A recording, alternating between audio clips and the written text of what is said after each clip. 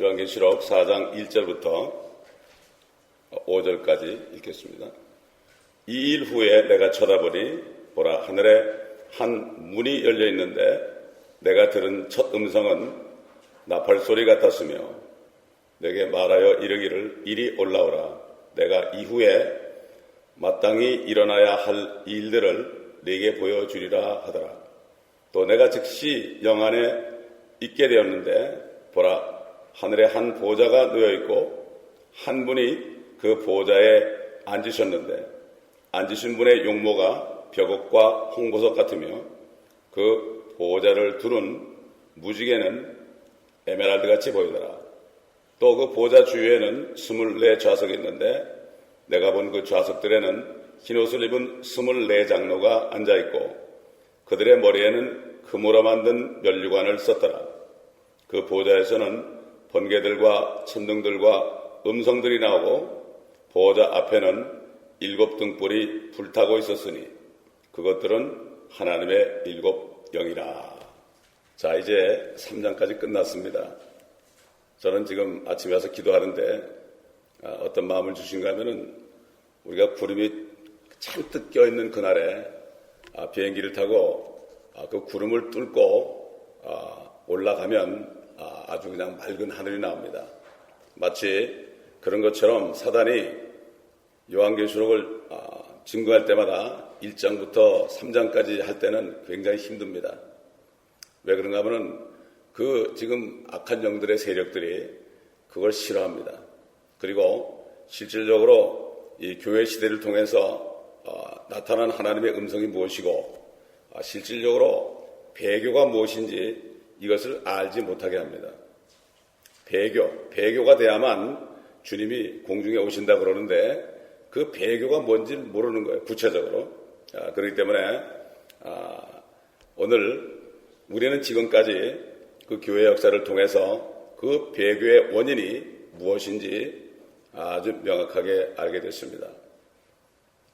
우리가 잘 알듯이 지금 라우디가 교회 시대에 배교의 원인이 하나님의 말씀을 변개시키고 또 그 변개시킨 주인공이 바로 자칭 유대인이라고 하는 사탄의 회당인 로마 가톨릭인 것을 우리가 알게 되었습니다. 증거로 지금 이 세대의 가장 유명한 전도자, 이름은 얘기하지 않겠지만 마다 알겠죠. 그 전도자까지도 가톨릭에서 명예박사학위를 받았습니다. 또 한국에도 가장 유명한 목사님도 다 그 가톨릭 바티칸의 가장 높은 분에게 절을 합니다. 미국의 대통령들까지도 그를 거룩하신 아버지라고 부릅니다. 이것을 보면 벌써 알 수가 있고 다 그 안에 들어갔다는 것, 그 중세 암흑 시대에 그 가톨릭이 다시 등극했다는 사실을 우리가 말씀을 통해서 교회사를 통해서 우리가 다시 한번 확인할 수 있었습니다. 그리고 이 교회라는 말, 교회라는 단어가 요한계시록 3장 22절에서 사라지고 다시 21장까지 전혀 나타나지 않습니다. 이게 무슨 의미입니까? 성령님께서는 교회와 함께 하십니다. 2장에서 3장까지 땅에 있는 교회들의 한가운데 운행하시던 그러한 성령님께서 이제 교회와 더불어 하늘에 올라간 것을 알 수가 있습니다. 교회라는 말이 전혀 나오지 않습니다. 그러므로 휴거라는 것은 교회가 들림받는 것입니다. 교회라는 것은 그리스도의 몸된 성전인 신부들이 하나가 돼가지고 올라가서 그게 교회입니다. 건물이 아니라, 건물처럼 올라오는 것이 아니라. 옛날에 필리핀에 가보니까 거기 이단 종파가 있는데 이 사람들은 뭐라고 믿는가 하면은 교회 건물이 하늘에 올라간다고 믿고 있더라고요. 그래가지고 그 교파는 건물을 똑같은 모양으로 짓더라고요. 참 이렇게 우매한 사람들이 있어요. 이렇게 우매한 사람들이 있어요. 자, 여기 1절에 보니까 하늘에 한 문이 열려있다 그랬습니다. 하늘에 문이 있습니다, 여러분. 하늘을 아무리 쳐다봐도 문이 안 보이죠? 하늘에 문이 있습니다. 근데 그 문은 누군가 들어갈 때 열리고 누군가 또 나올 때 열립니다. 요한계시록에서는 2번 열립니다. 오늘 본문 1장에서 1절에서 열려가지고 사도 요한이 올라갑니다. 또 그 다음에 두 번째 문이 열리면은 요한계시록 19장에 예수 그리스도 만왕의 만주해주러 오시는 예수 그리스도와 휴거된 성도들이 함께 내려올 때 또 하늘문이 열린다고 사도 요한은 본 것을 증거했습니다. 그런데 문이 열릴 때마다 음성과 나팔 소리가 난다는 사실을 알아야 됩니다. 우리 잘 아는 말씀을 한번 확인해 보겠습니다. 데살로니가전서 4장 15절로 18절 보면 나오죠. 우리가 주의 말씀으로 너에게 이것을 말하노니 주께서 오실 때까지 살아남아 있는 우리가 잠들어 있는 자들보다 결단코 앞서지 못하리라. 주께서 호령과 음성이죠. 호령과 천사장의 음성과 하나님의 나팔 소리와 함께 하늘로부터 친히 내려오시리니 그러면 그리스도 안에서 죽은 자들이 먼저 일어나고 그리고 나서 살아남아 있는 우리도 공중에서 주와 만나기 위하여 그들과 함께 구름 속으로 끌려 올라가리니 그리하여 우리가 영원히 주와 함께 있으리라. 그러므로 이러한 말로 서로 위로하라. 위로받을 건 이거밖에 없습니다. 그리스도인의 소망은 이거밖에 없습니다. 어제도 저 실버레이크에 있는 분들이 가장 말씀이 갈급하다 해가지고 2시간 반을 운전해가지고 거기서 1시간 이상을 말씀을 증거하고 왔는데 정말 사람들이 갈급해 있더라고요. 보니까 갈급했어요. 이 문이 열렸다. 우리 앞에도 이제 곧 문이 열립니다. 그렇기 때문에 여기서 보면은 사도 요한이 들은 나팔 소리 또 음성이 바로 휴거 때 우리가 들을 동일한 음성인지 알 수 있고 우리가 또한 이리 올라라는 소리 그 음성을 들을 것을 여기 미리 말씀하신 것을 우리가 알 수 있습니다. 구름 속으로 끌려 올라갑니다. 대기권을 벗어난다 이런 얘기죠. 이 백보자 심판 때에도요. 그때도 비슷한 일이 일어납니다. 우리 요한복음 5장 28절 29절 보겠습니다. 요한복음 5장 28절 29절 이 성경을 좀 많이 찾을 겁니다. 또 잘 아는 말씀이죠. 이를 이상하게 여기지 말라. 무덤들 속에 있는 모든 자들이 그의 음성을 들을 때가 오나니 선을 행한 자는 생명의 부활로 악을 행한 자는 저주의 부활로 나오리라. 나는 아무것도 수술할 수 없노라. 나는 듣는 대로 심판하노라. 또 나의 심판이 의로운 것은 내가 나의 뜻을 구하지 아니하고 나를 보내신 아버지의 뜻을 구하기 때문이라. 휴거될 때는 주 안에 죽은 자들만 일어납니다. 그런데 이거는 앞으로 마지막 심판 때 모든 죽은 자가 다 일어납니다. 율법시대 이전 사람도 일어나고 그 다음에 이 은혜시대에 믿지 않았던 사람들까지도 다 일어납니다. 그렇게 하나님께서 백보자 심판은 행위로 심판합니다. 행위로 심판합니다. 생명책에 기록되지 않은 사람은 다 불못에 떨어진다고 성경은 말씀하고 있습니다. 요한계시록 20장 다시 미리 가보면 거기 나오죠. 백보자 심판에 대해서 20장 13절에 가보십시다.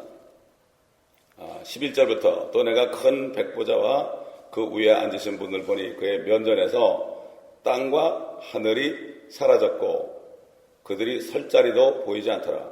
또 내가 죽은 자들을 보니 작은 자나 큰 자나 하나님 앞에 서 있는데 책들이 펴져 있으며 또 다른 책도 펴져 있는데 그것은 생명의 책이라.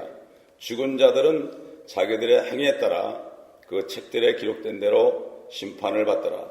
바다도 그 안에 있던 죽은 자들을 넘겨주고 또 사망과 지옥도 그들 안에 있던 죽은 자들을 넘겨주니 그들이 각자 자기들의 행위에 따라 심판을 받으며 사망과 지옥도 불못에 던져지니 이것이 둘째 사망이라. 누구든지 생명의 책에 기록되지 않은 자는 불못에 던져지리라. 이게 마지막 심판입니다.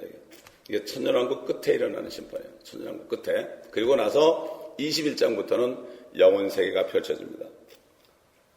마귀도 없고 적그리스도도 없고 거짓 선지자도 없고 믿지 않는 사람도 없고 거짓말하는 사람도 없고 도적질하는 사람도 없고 가늠하는 사람도 없고 그저 의가 거하는 새 하늘과 새 땅을 본다. 사도 베드로가 그랬죠. 마찬가지로 요한계시록에도 그런 말씀으로 영원 세계가 되는 거죠. 자, 본문 들어가세요. 4장 2절 보면은 또 내가 즉시 영 안에 있게 되었다. 영 안에 있게 되었다. 몸 안에 있는 것이 아니라 영 안에 있게 되었다. 우리가 1장 10절에서도 내가 성령 안에서 주의 나라에 이렇게 얘기했죠. 이거는 뭔가 하면은, 그 몸의 형태, 또 장소가 기적적으로 옮겨진 거예요. 참 이거는 그래서 신비라고 그랬죠. 신비라고. 여러분, 요한이라는 뜻이요, 사랑받는 자의 뜻입니다.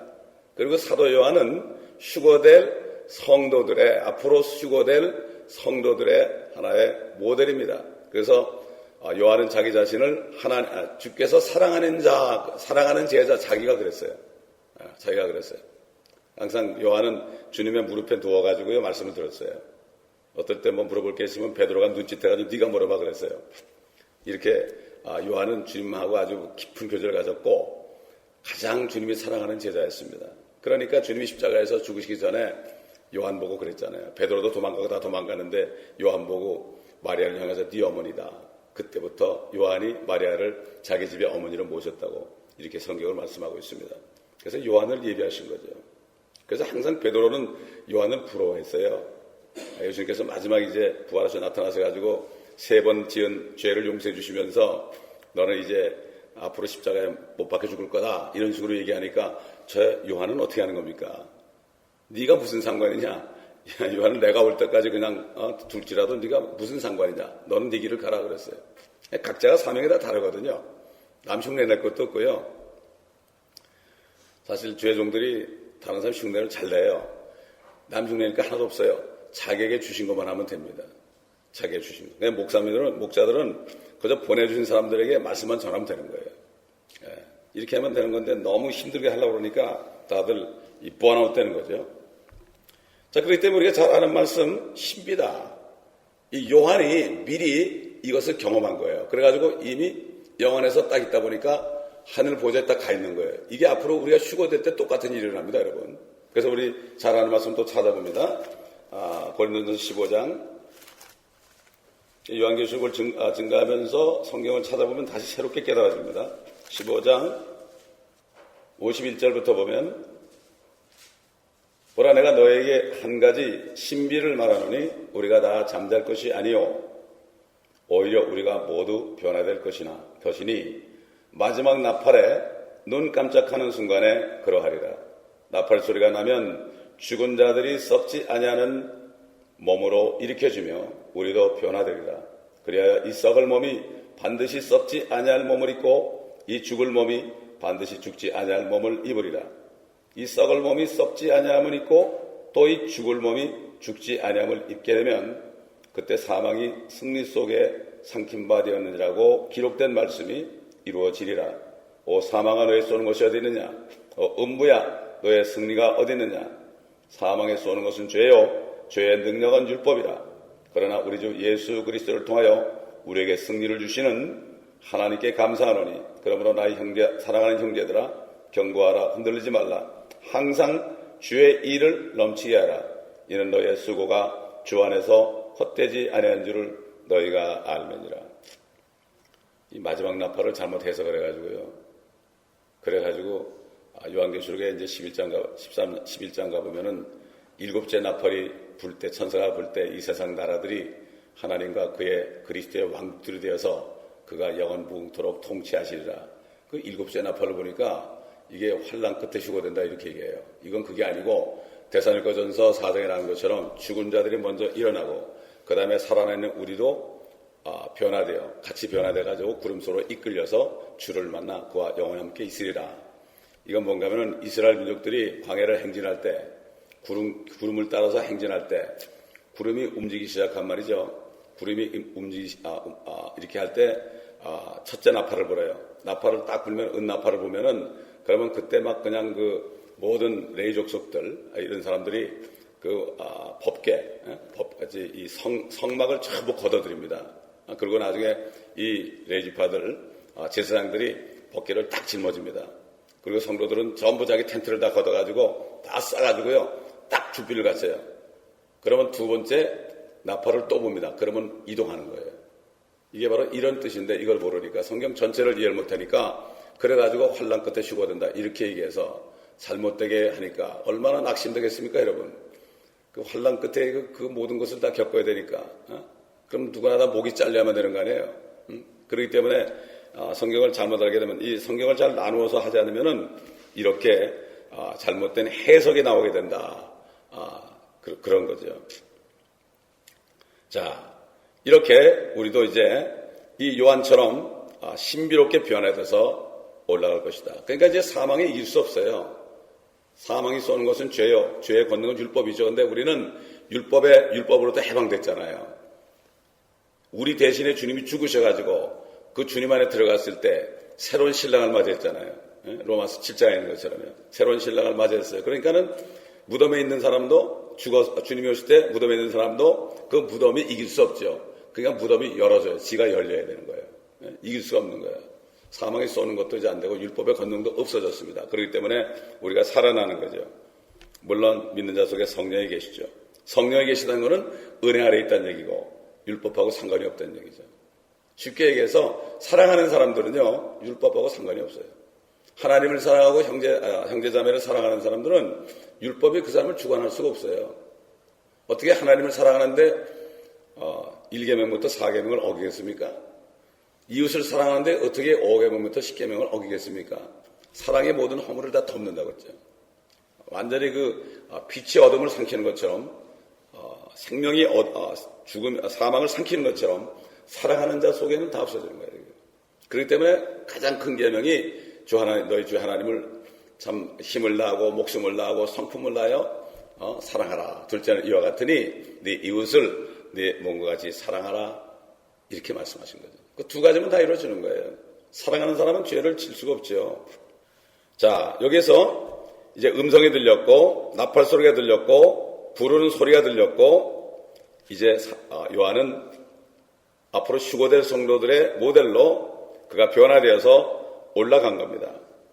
그럴 때 순간적으로 올라가니까 하늘 보좌에 가 있었던 거예요. 말씀과 더불어. 이리 올라가라고 그랬잖아요. 그러면 그 말씀과 더불어 이미 올라와 있는 거예요. 빛이 있으라 그러니까 그냥 빛이 있었죠. 땅은 모든 채소를 내라 그러니까 그냥 나왔죠. 씨를 뿌린 게 아니죠. 하나님의 말씀은 그냥 이루어지는 거예요. 마찬가지로 이리 올라가라는 소리를 들었다는 것은 이미 올라가 있는 거예요. 아멘 할 때 올라가 있는 거예요. 이게 참 신비로운 얘기죠. 우리 인간의 머리로서는 죽었다 깨나도 모르죠. 그래서 이걸 신비다. 미스테리. 우리는 신비주의자가 아닙니다. 신비주의라는 건 뭔가 하면 그런 것만 찾아다니는 게 신비주의예요. 말씀을 안 보고. 신비라는 거는 신비스러운데 그게 사실인 거예요. 이게. 그렇기 때문에 신비주의하고 신비하고 달라요. 그래서 개혁성경 보면은 신비를 전부 비밀로 바꿔놨어요. 비밀은 알려지지 않은 거예요. 정말 비밀이에요. 신비라는 거는 비밀스럽지만은 우리에게 알려준 거예요. 그러니까 이 성경을 바꾸는 사람들이 신비 그러니까 이게 신비주의 같은 거 바꾸는 거예요. 그걸. 비밀로 다 바꾸는 거예요. 그러니까 결국은 고린도후서 12장 1절 4절에 있는 것처럼 사도 바울이 잠깐 죽었을 때 셋째 하늘에 올라갔다 왔다고 그랬잖아요. 그 낙원에 이끌려 올라가서 참 사람으로서는 가히 표현할 수 없는 모든 말을 들었다. 근데 그건 사람들에게 얘기하도록 허락되지 않았다. 그도 셋째 하늘에 올라갔죠. 하늘이 세 개 있죠. 첫째 하늘은 땅에서 구름이 있는 곳까지, 구름이 머무는 대기권까지. 이게 뭔가 독수리가요. 독수리가 올라갈 수 있는 그 항해. 독수리는 대기권까지 끝까지 올라갈 수 있어요. 그래서 주를 앙망하는 자들, 여호와를 앙망하는 자는 독수리가 참 날개치고 하늘로 치솟음 같은 새 힘을 준다고 그랬어요. 이 땅에 사는 동안에요. 우리가 이 몸으로 올라가지 못하죠. 그죠? 그러나 그 정도로 힘을 준다. 그래서 주를 앙망하는 자 올라가 독수리 같이 이런 찬송이 나온 거예요. 그게 실질적입니다. 이게 새 힘을 주는 거예요. 이 힘을 받은 사람은 알죠. 그 힘을 받지 못한 사람은 죽었다 깨나도 모르죠. 육신의 얽매여 사니까. 이걸 탁 치솟고 올라가야죠. 그 다윗도 시편 103편에 하나님이 주신 그 은혜를 베네핏을 잊지 말아라. 첫째는 우리의 모든 죄들을 용서하시고 또 그 다음에 우리의 모든 질병을 치유하시고 그 다음에 뭐라 하십니까? 우리의 혼을 파멸로부터 구속하시고 인자와 긍휼로 관을 씌우시고 그 다음에 우리의 입술의 모든 것들을 흡족해 하시고 마지막 뭡니까? 우리의 청춘을 독수리같이 새롭게 하시는도다. 독수리같이 새롭게 하시는도다. 이사야도 그렇게 얘기했지만 다윗도 성령 안에서 그렇게 증가해서 볼 수가 있죠. 둘째 하늘은 바로 그 대기권을 넘어서 지금 뭐 미국의 우주선들이 가는 거죠. 기껏 가봐요. 그 우주선 가는 것은 둘째 하늘 가장자리 그래가지고 그냥 지구만 빙빙 도는 정도예요. 거기다 이제 허블망인 걸 갖다 놓으니까 아주 잘 보이는 거죠. 거기서 보는 거는 뭐 별거 아니죠. 둘째 하늘의 가장자리만 보는 거예요. 가장자리만. 태양이 있고 달과 별이 있는 우주를 얘기하죠. 둘째 하늘은요. 이게 우주입니다. 셋째 하늘은 바로 그 모든 별자리 지나서 우주를 지나섭니다. 우주를 지나서 또 성운들을 지나서 은하수를 지나서 성단들을 지나서 이 별 무리들 성단들을 지나서 하나님께서 친히 계신 곳으로 성경에 보면요. 그 방향이 북쪽이라고 그랬습니다. 북쪽. 그래서 북극성이 바로 북박의 별이죠. 북박의 별은 절대 안 움직입니다. 거기 그대로 있습니다. 그렇기 때문에 북극성을 그대로 따라가면은 셋째 하늘 주님의 보좌가 있는데 우리 몸으로 혈과 육은 못 가죠. 이 몸이 변화되면 순식간에 탁 가는 거죠. 뭐 여기서 어디 저기 달 날아가는데 또 무슨 위성 다른 위성 가는데도 몇십 년, 몇백 년 걸린다고 그러잖아요. 아직도 가고 있는 데가 있다고 그러잖아요. 그러나 그거는 우리 몸이 갈 때는 그냥 변화돼서 올라가니까 여러분 사이언스 픽션이라는 그런 프로그램 옛날에 나온 거 보면은 사람이 이렇게 서 있으면 말이죠. 없어지고 저쪽에 쏙 나타나잖아요. 그런 것도 전부 이게 하나님께서 미리 보여주는 거예요. 근데 그런 거 보고서는 저럴수 해서 그런 얘기 안 하거든요, 사람들이. 그렇기 때문에 미리 보여주는 거 하나님이 전부 보여주는 거예요. 그래서 성경은 그야말로 성경야말로 미리 보여주는 거죠. 근데 사람들이 사이언스 픽션을 믿으면서 이건 안 믿어요. 사단이 가려놔서 말이죠. 자, 그리고 요한은 이렇게 그리스도의 몸, 그리스도의 신부를 대표한다 하는 아까 말씀드렸죠. 교회의 유형입니다. 자, 이리 올라오라는 음성이 사실 성경에 3번 일어납니다. 쉽게 얘기해서요, 휴거가 성경에 3번 나타납니다. 근데 이걸 모르니까, 환란 전 휴거다. 또 환란 후 휴거다. 이렇게, 학설이 나오는 거야, 학설이. 학설이라는 건 있을 수 없습니다. 성경에서 말씀하시는 건 딱 한 가지예요. 아무리 학설이 많아도 하나만 옳은 거지 2개가 옳은 건 없습니다. 세상에. 진리는 하나거든요. 우리가 많이 들었죠? 첫째는 구약 성도들의 휴거라고 그랬죠. 구약 성도들. 짐승의 피로 잠깐 덮음을 받고 잠깐 덮어 있으면서 아브라함의 품에 있던 사람들이 주님이 돌아가시고 낙원으로 가셨다고 그랬죠. 강도와 함께 낙원에 오늘 뒤와 함께 낙원에 있으리라. 그래서 그들을 데려오려는 거죠. 우리 성경 2군데 찾아봅시다. 이것도 많이 여러분 들은 말씀인데 마태복음 27장 50절로 54절.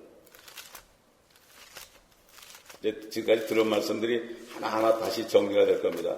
마태복음 27장 51절부터 보겠습니다. 그런데 보라, 성전의 휘장이 위에서 아래까지 둘로 찢어지고 땅이 흔들리며 바위들이 갈라지고 무덤들이 열리며 잠들었던 많은 성도들의 몸이 일어났으며 주께서 부활하신 후에 무덤에서 나와 거룩한 도성으로 들어가 많은 사람들에게 나타나더라. 백부장과 그와 함께 예수를 지키고 있던 사람들은 지진과 그 일어난 일들을 보고 크게 두려워하며 말하기를 참으로 이 사람은 하나님의 아들이었도다라고 하더라. 살아났습니다. 그 사람들이 살아나고 또 죽었겠습니까, 여러분? 부활한 사람들이요? 절대 죽지 않죠. 그 사도 바울은 성령 안에서 에베소 교회 성도들에게 편지할 때 이들이 어떻게 됐다는 것을 분명히 성경에서 말씀해요. 에베소서 보겠습니다. 에베소서 4장 8절로 12절까지 보겠습니다. 7절부터 보죠. 그러나 우리 각자에게 그리스도의 은사의 분량대로 은혜를 주셨으니 그러므로 말씀하시기를 그가 위로 올라가실 때에 승천하실 때죠. 사로잡힌 자들을 사로잡아갖고 낙원, 땅속에 있던 낙원에 있는 사람들이죠. 사람들에게는 은사들을 주셨다고 하였느니라. 따라서 그가 올라가셨다는 것은 그가 땅의 더 낮은 부분들로 먼저 내려가셨다는 것이 아니고 무엇이냐. 어떻게 낙원이 땅속에 있습니까? 부자는 지옥에 있고 나사로는 아브라함 품에 있는데 서로 볼 수가 있었다고 그랬죠. 그 중간에는 넘어갈 수 없는 구렁이 있었다고 그랬죠. 그렇기 때문에 주님이 그 땅 밑으로 내려간 거죠. 몸은 무덤에 있었지만 그 혼이 땅속으로 내려갔죠. 내려가고 나중에 지옥까지 갔다 오셨어요. 우리 죄를 다 도말했습니다. 그러니까 10절 보니까 내려가시던 그가 모든 하늘들 위로 올라가신 바로 그분이니 예수 그리스도죠. 그가 모든 것을 충만케 하시려 함이니라. 그 어떤 사람들은 사도로, 어떤 사람들은 선지자로, 어떤 사람들은 복음 전도자로, 어떤 사람들은 목사와 교사로 주셨으니. 그러니까 그때 그 사람들 구약 성도는 데려 올라갔고 남아있는 신약 성도들은 여기서 일을 해야 되니까 그들에게 은사를 주고 직분을 줘가지고 그래가지고 보면은 성도들을 온전케 하며 성리는 일을 하게 하고 그리스도의 몸을 세우게 했다. 이렇게 성령께서는 사도 바울을 통해서 그 입을 통해서 이렇게 증거한 것을 우리가 여기서 알 수가 있습니다. 이게 바로 구약 성도들의 휴거죠. 두 번째는 뭐죠? 우리들 신약 성도들의 휴거죠. 이거는 교회 시대 끝에 있는 거죠. 그러니까 계시록 3장이 끝나고 교회 시대가 끝나니까 라오디 교회 시대가 딱 끝나니까 바로 하늘에 열린 문이 있고 음성이 나서 이리 올라오라 소리 들은 거죠. 그러니까 지금 우리가 어느 시점에 하는 걸 알 수 있잖아요. 지금 완전히 배교가 거의 끝났죠. 이제 앞으로 큰 바벨론 할 때 그때 이제 캐도릭에 대해서 아주 자세하게 하나하나 파헤칠 것입니다. 그건 뭐 전부 근거가 있는 거니까. 그때 되면 자세히 알기로 하고요. 신약 성도들, 이거 우리가 아까 봤죠? 고린도전서 15장에 봤죠? 그 다음에 데살로니가전서 4장에서 이미 읽었으니까 더 이상 읽지는 않겠습니다.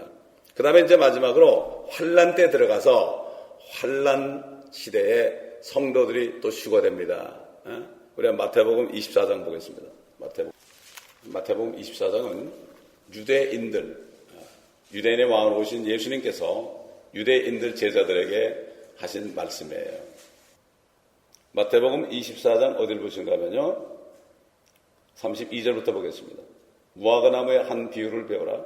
그 가지가 유원해지고 잎이 나오면 여름이 가까운 줄 너희가 아나니 이와 같이 너희도 이 모든 것을 보면 그 일이 가까이 곧 문들 앞에 이른 줄 알라. 이미 우리가 봤습니다. 그때는 못 봤지만은 우리는 봤죠. 이스라엘이 무화과나무가 연해져가지고 잎이 나왔죠. 잎사귀가 나왔다는 거는 지금 그 크리스천들이 많이 생겼죠. 예수 믿는 사람들. 여름이 가깝다. 이제 꽃이 피고 열매 맺는단 말이죠. 진실로 34절 진실로 내가 너에게 말하노니 이 세대가 지나가기 전에 이 모든 일들이 이루어지리라. 1948년 이스라엘이 무화과나무가 연해진 이때부터 한 세대, 우리 성경적으로만 70년을 볼 수가 있죠. 이 세대가 모든 일이 다 이루어지리라. 하늘과 땅은 없어져도 내 말들은 결코 없어지지 아니하리라. 그러나 그날과 시간에 관해서는 아무도 모르나니 심지어 하늘의 천사들도 모르고 오직 나의 아버지만 아시느니라. 그러나 노아의 날들과 같이 인자에 오는 것도 그러하리라. 홍수전의 날들과 날들에 그들이 먹고 마시며 장가가고 시집가고 하기를 노아가 방주로 들어가던 날까지 하다가 홍수가 나서 그들을 모두 다 쓸어버릴 때까지 그들이 알지 못했던 것 같이 인자에 오는 것도 그러하리라. 그때 두 사람이 밭에 있는데 한 사람은 데려가게 되고 한 사람은 남게 되는, 그때라고 그랬습니다. 주님의 재림할 때죠. 두 여인이 맷돌을 갈고 있다가 한 사람은 데려가게 되고 한 사람은 남게 되리라. 그러므로 깨어있으라. 어떤 시간에 너희 주께서 오실는지 너희가 알지 못하기 때문이라. 1차적으로 이건 유대인들이 환란 때에 휴거될 사람들을 여기 미리 얘기한 겁니다. 또 동시에 주님께서 앞으로 신약 성도들 휴거도 이중적으로 말씀하신 것을 우리가 여기서 알 수가 있습니다. 이건 환란 끝에 있는 휴거입니다. 환란 끝에. 하나님께서 또 계시록 뒤에 가보게 되면 낫을 들어서 곡식을 거두라고 그래요. 곡식이 다 익었다. 곡식도 거두고 그 다음에 포도들은 다 이제 심판에 처하는 그런 장면이 앞으로 또 나옵니다. 그러므로 이 휴거가 이리 올라라는 것이 성경에 3번 나타난다는 사실을 우리가 여기서 확인할 수 있습니다. 그러니까 결국은 이 휴거가 이 이스라엘 유대인들의 그 추수하는 절차를 가지고 세 가지 절차. 첫째는 첫 수확을 하죠. 첫 수확. 첫 열매를 딱 걷어가지고 주님께 드리죠. 첫 열매. 그 다음에 이제 그거 한 다음에 본 추수를 해가지고 완전 추수를 하죠. 그 다음에 이제 추수하다 보면은, 이게 곡식들이 이렇게 떨어진 게 있잖아요. 떨어진 게 있어서 그거를 마지막으로 그걸 뭐라 그러나요? 그걸 곡식을 이렇게 이삭죽기. 이삭죽기 해가지고 완전히 추수를 끝내는 거죠. 그러니까 이 환란 성도들은 이삭죽기입니다. 그렇기 때문에 지금, 우리는 본 추수에 참여해야 됩니다. 본추에 참여하지 못하면 나중에 이삭죽기로 간신히 하늘에 휴거되는 이런 거죠. 그렇기 때문에 참 사도 바울이 이 고린도서 15장 한번 찾아보겠습니다. 15장. 15장이 부활의 순서입니다. 15장 20절부터 보겠습니다. 그러나 이제 그리스도께서는 죽은 자들로부터 살아나셔서 잠들었던 자들의 첫 열매들이 되셨느니라. 사망이 사람으로 말미암은 것 같이 죽은 자의 부활도 사람으로 말미암는도다. 사람으로 나타나신 예수 그리스도죠. 이는 아담 안에서 모든 사람이 죽은 것 같이 그리스도 안에서 모든 사람을 살게 하려 함이라. 그러나 각자 자기의 서열대로 되리니 순서가 있다는 얘기죠. 그리스도가 첫 열매들이요. 또 그리스도와 함께 부활한 구약 성도들이 있으니까 첫 열매들이라고 복수가 나와 있어요. 그 다음은 그리스도께서 오실 때 그분께 속한 사람들이다. 이게 두 번째, 이게 본추수입니다. 이게 신약 성도들. 우리가 기다리는 것이 바로 이겁니다. 그 후에는 끝이 오리니 주께서 모든 정사와 모든 권세와 능력을 피하시고 그 왕국을 하나님 곧 아버지께 바칠 때라. 이거 마지막 휴거죠. 네. 그래서 오늘 이제 신약시대 본추수에 들어가는 사람은 그리스도에게 속한 자다. 그리스도께서 오실 때 그분께 속한 사람들이다. 그래서 사도 바울은 또 갈라디아 교회 성도들에게 편지할 때 너희가 그리스도에게 속한 자가 되려면 거기에 대해서 말씀했죠. 갈라디아서 5장에 보게 되면은 5장 보면은 우리가 지난번에 다뤘죠. 설교할 때 5장 22절부터 보면은 그러나 성령의 열매는 사랑과 기쁨과 화평과 오래 참음과 친절과 선함과 믿음과 온유와 절제니 그러한 것을 반대할 법이 없느니라. 그리스도께 속한 사람들은 그 육신을 육정과 정욕과 함께 십자가에 못 박았느니라. 다시 말해서요, 성령으로 거듭나가지고 성령 충만한 사람은 이미 다 못 박은 사람들이에요. 내가 못을 박아야 돼요. 왜냐하면 우리는 죄에 대해서 죽은 자이기 때문에요. 죄에 대해서 죽은 자이고 죄의 몸이기 때문에 이걸 아예 내가 법적으로 못 박혔지만요, 내 자신도 내 육신을 못을 박아야 됩니다. 내가 박을 때 이길 수가 있습니다. 진리를 알지니 그 진리가 너희를 자유케 하리라. 그 진리는 우리는 죄에 대해 죽은 자여 하나님께로 산 자다. 그렇기 때문에 죄에 대해서 죽고 내 육신도 죽은 것을 알기 때문에 하나님께만 살아있으니까 어떻게 합니까? 그 사람은 내 뜻을 행하지 않고 세상의 뜻을 행하지 않고 하나님의 뜻을 행하는 거예요. 그렇기 때문에 주님께서 나더러 주여지하는 자마다 다 천국 들어간 것이 아니고 하늘에 계신 내 아버지의 뜻대로 행하는 자에 들어간다는 얘기가 뭔가, 이건 유대인들에게 하는 얘기죠. 천년왕국에 들어가는 거죠. 그거는 그 천국은. 마찬가지로 또 사도 요한도 세상도 정욕도 다 지나가지만 하나님의 뜻을 행하는 자는 영원히 거한다. 신약 성도들에게 하는 얘기죠. 마찬가지죠. 구약 성도나 신약 성도는 마찬가지입니다. 그렇기 때문에 결국은 성령 안에 들어가서 참 욕정과 정욕을 십자가에 몸과 함께 못 박아버린 사람은 말이죠. 나는 이미 죽었다. 나는 무덤에 가 있다. 그렇기 때문에 내가 산 것은 뭐예요? 하나님께 살았기 때문에 자연적으로 하나님의 일을 하게 되고 하나님의 뜻을 행하게 돼 있죠. 그러니까 폴 워셔 그분이 항상 주장하는 게 그거 아닙니까? 뭐 주님을 그냥 영접했다고 된 게 아니라 진짜 영접했으면은 열매가 나온다. 거룩한 삶을 살고 주님의 일을 한다는 얘기죠. 그럴 때 이거를 우리가 잘 알아야 돼요. 어떤 원인이 있으면 결과가 나오는 거죠. 결과가 없으면 그 원인이 아니죠. 그렇기 때문에 이걸 잘못 알게 되면은 내가 구원받은 줄 알고 착각하고 있다가 깨어나니까 이게 천국이 아니게 되는 거죠. 그 요즘에 정말 이 마귀는 세상에 있는 사람들 예수 교회 못 오게 하고요. 또 교회 오게 해놓고서도 말이죠. 여기 앉아서 안심하고 있다가 내가 천국 가는 열차에 탄 줄 알고 있다가 나중에 그냥 기겁을 하는 경우가 있어요. 옛날에 어떤 장로님이 열심히 일하고 그러다가 이제 암에 걸려 죽게 됐는데 그 권사님이, 그 부인 권사님이 옆에 있는데 막 너무 아프니까 예수가 어디 있어? 그러더래서 예수님 불러라니까 예수가 어디 있어? 하면서 그냥 죽더라는 거예요. 이게. 얼마나 비참한 겁니까? 이게 코인이 말이죠. 양면이 있습니다, 여러분. 은혜로 구원받았죠. 그러나 은혜로 구원받은 사람은 그 은혜로 받은 구원의 행위, 결국 성령 안에서 아버지의 뜻을 행하게 되어 있어요. 아버지의 뜻이 뭡니까? 모든 사람이 구원받고 진리의 지식에 이르기를 원하는 거예요. 하나님의 뜻이 그거거든요. 디모데전서 2장 4절에 나오죠. 자, 이제 조금만 더 합니다.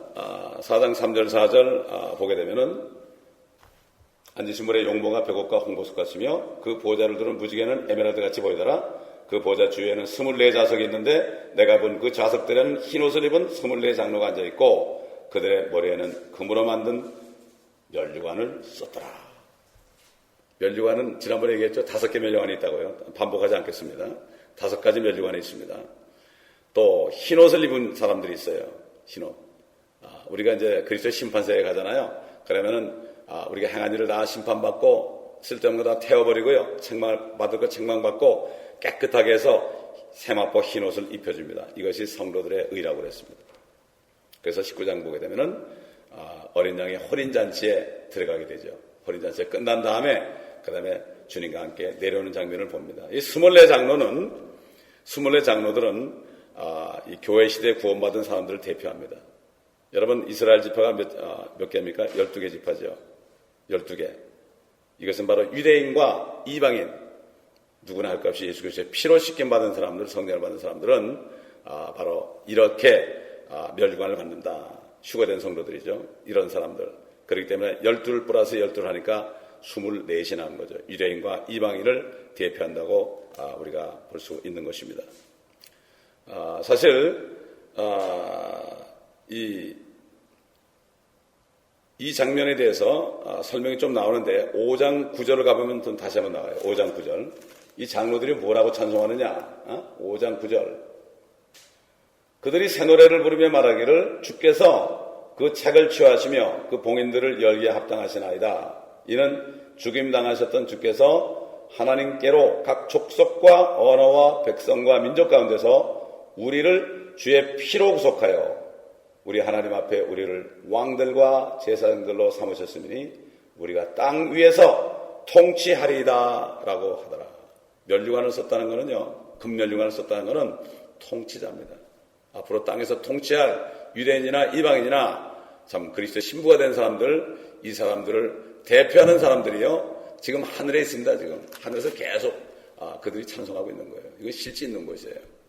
어떤 분이 주님 가르침 기도를 푸는데 하늘에 계신 하나님 아버지 그걸 뭐라고 그런가 하면은 하늘이라는 것은 지극히 높다는 뜻입니다. 이러니까 지극히 높은 곳이 어딥니까? 실질적으로 셋째 하늘이 있잖아요. 사도 바울이 갔다 왔잖아요. 요한도 갔잖아요. 이거를 얘기 안 하니까 천국에 소망이 없는 거예요. 이 땅만 보이는 거예요. 이게 너무나 안타까운 겁니다. 성경 전체를 보면 분명히 장소가 있고 북쪽 하늘이라고 분명히 돼 있죠. 그 찬송도 있잖아요. 북쪽에 있는 시온성에 이런 찬송이 있죠. 그죠? 복음성가 누가 만들었죠. 그러므로 요한은 우주에 실질적으로 물리적으로 존재하는 그 장소로 들림받은 거죠. 우리도 그렇게 될 겁니다. 그 장소는 지금도 있습니다. 그래서 사도 바울은 우리를 그리스도와 함께 일으키사 그와 함께 하나님의 보좌 오른편에 함께 앉히셨다. 성령으로 건너는 사람은 이미 영이 왔다 갔다 하는 거예요. 여러분 기도가 뭐죠? 영이 왔다 갔다 하는 거예요. 그래서 우리는 성령 안에서 왔다 갔다 하기 때문에 우리는 주님 하나님 아버지와 직통전화가 있습니다. 여러분 직통전화 딱 들기만 하면 그냥 나오는 거예요. 직통전화.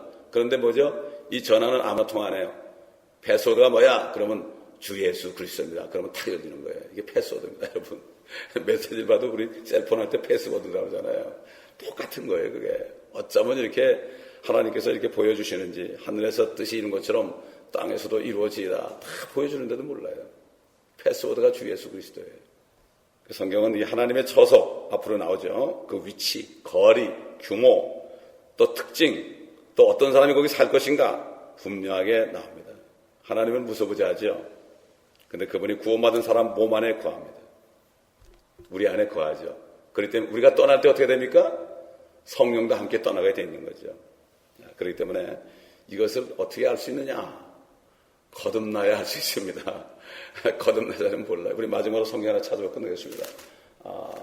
고린도전서 2장 보겠습니다. 거듭나야만 하나님의 나라 본다고 그랬죠. 또 들어간다고 그랬죠. 12절부터 보겠습니다. 우리가 세상의 영을 받지 아니하고 오직 하나님께로부터 온 영을 받았으니 이는 우리로 하나님께서 우리에게 값없이 주신 것들을 알게 하려 하심이라. 또한 우리가 그것들을 말하되 인간의 지혜가 가르치는 말로 하지 아니하고 성령께서 가르치시는 말로 하나니 영적인 일들은 영적으로 비교하여 말하느니라. 그러나 자연인이라는 것은 이건 생물학적 어머니 뱃속에 한 번 나온 사람이죠. 육신을 가진 사람. 자연인은 하나님의 영의 일들을 받아들이지 아니하나니 이는 그 일들이 그 사람에게는 어리석게 여겨지기 때문이요. 지금 하늘에 보좌가 있다면 사람들이 어리석다 그러죠. 또 알 수도 없나니 이는 그 일들이 영적으로만이 분별되기 때문이니라.